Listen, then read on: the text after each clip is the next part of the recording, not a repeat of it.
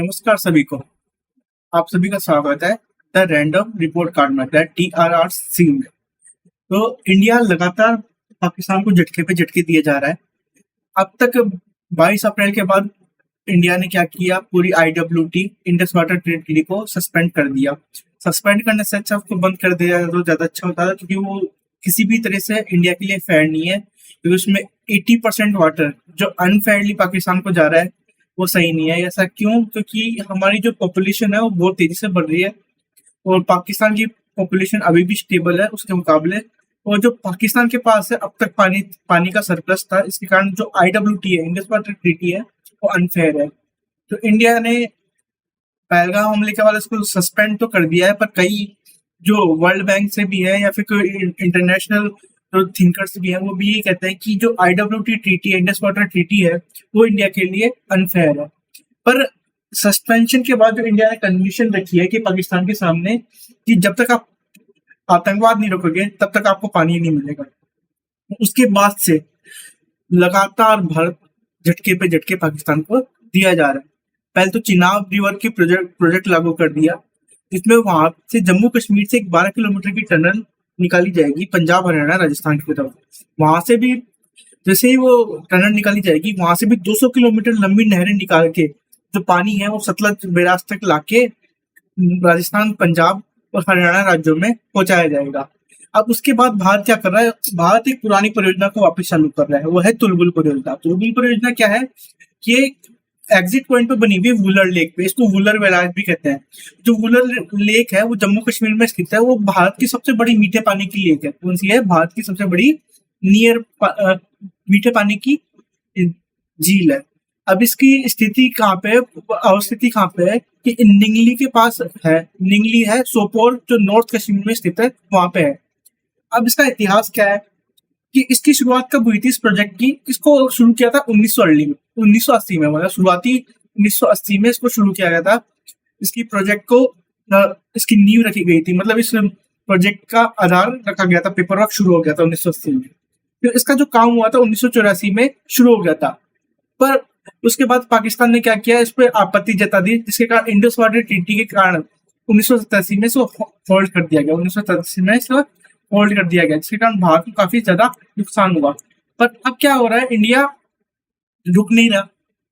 India रुक नहीं रहा और अब कल मंडे को ही, जिसमें 30 जून को ये न्यूज आई है कि अब जो इंडस वाटर ट्रीटी में जो सस्पेंशन के बाद तुलबुल परियोजना है उसको उसका काम वापस चालू किया जाएगा। अब उसमें डिटेल प्रोजेक्ट रिपोर्ट बना ली जाएगी और इसका काम 1 साल में कंप्लीट होने की पूरी संभावना है, क्योंकि ये प्रोजेक्ट हार्टेड हुआ था, उसका आधे से ज्यादा काम हो चुका था, इसलिए 1 साल से ऊपर में इसका काम पूरा हो जाएगा। अब ये तुलबुल परियोजना है क्या? जो तुलबुल परियोजना है इसको वुलर बैराज कहते हैं। वुलर बैराज क्यों? क्योंकि ये वुलर लेक पे बनी है और ये वुलर झील को पानी किससे मिलता है? झेलम रिवर से। किससे मिलता है?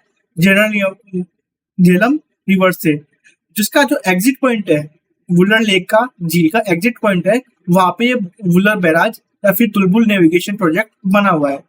अब इसका प्राइमरी पर्पस क्या है कि जो झेलम नदी का पानी है उसको रेगुलेट करना, मतलब उसको स्टोर करना, और जब पानी कम हो उसको सही जगहों पे पहुंचाना। जब मॉनसून का सीजन हो, बाढ़ आती है, तब बाढ़ को रोकना। पर पाकिस्तान के ओपोजिशन के कारण, विरोध के कारण इसको रोक दिया गया था।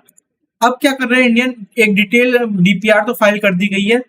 अब 1 साल में इसका काम पूरा हो जाएगा। उसका जो कंस्ट्रक्शन का बैराज है, लो डैम है, इसका जो काम है वो क्या करता है, इसको कंट्रोल करता है। और ये कितना लंबा है? करीब 439 फीट लंबा है और 40 फीट चौड़ा है।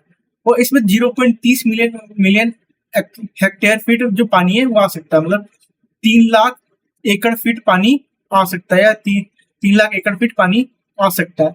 अब इसका काम शुरू होने के बाद क्या होगा कि जो काफी सारे जो जम्मू कश्मीर में बिजली प्रोजेक्ट शुरू हो जाएंगे। अब तक हमारे क्या था कि जो बिजली प्रोजेक्ट थे वो अटके हुए थे।